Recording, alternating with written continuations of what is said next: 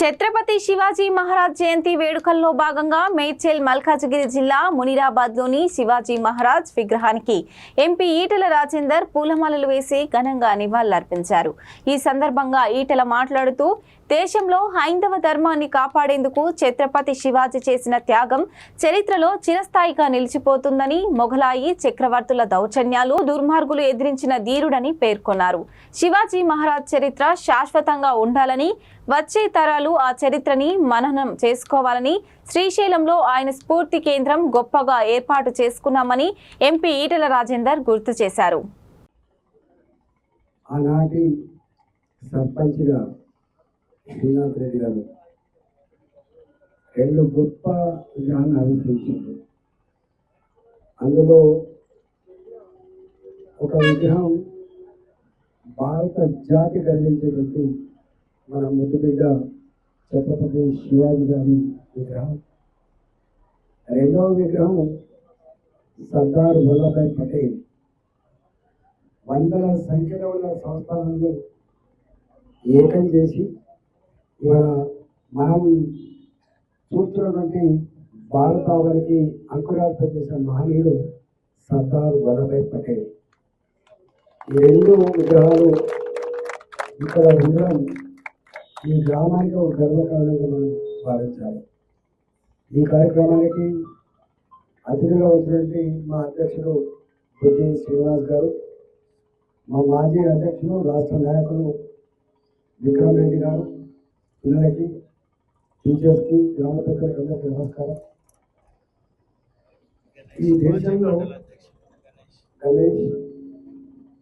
ఈ దేశంలో హైందవ ధర్మాన్ని కాపాడుతూ భారత మాత ముందు బిడ్డగా శివాజీ మహారాజ్ చేసిన త్యాగం చిరస్థాయిగా భారత ప్రజల గుండెల్లో ఉండిపోతుంది। ఆనాడు మొఘలాయి చక్రవర్తుల యొక్క దౌర్జన్యాలు, దుర్మార్గాలు, పరాయి పాలకుల ఆధిపత్యాలు భారత ప్రజల ప్రాణ మానాన్ని హరిస్తున్న సందర్భంలో నా భారత జాతిని కాపాడాలని చెప్పి ఆయన చేసిన త్యాగం, ఆయన చేసిన యుద్ధం ఇవాళ చరిత్రలో మనందరికీ ఇప్పటికీ రోమాన్ని నిలుస్తుంటాయి। గెరిల్లా యుద్ధ తంత్రాన్ని అమలు చేసి ఆనాడు ఆ బలవంతమైనటువంటి వాళ్ళను కూడా ఎదిరించడంలో, ఓడించడంలో, ఆ క్రమంలో ప్రాణత్యాగం చేయడంలో గొప్ప పాత్ర పోషించిన మహనీయుడు శివాజీ మహారాజ్।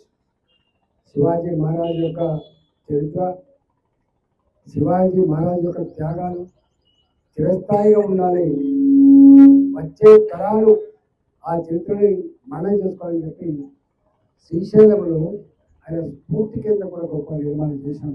అది కూడా మా తెలుగు గడ్డ మీద ఉండడం మా అందరికీ గర్వకారణమని చెప్పి ఆలోచిస్తున్నాను।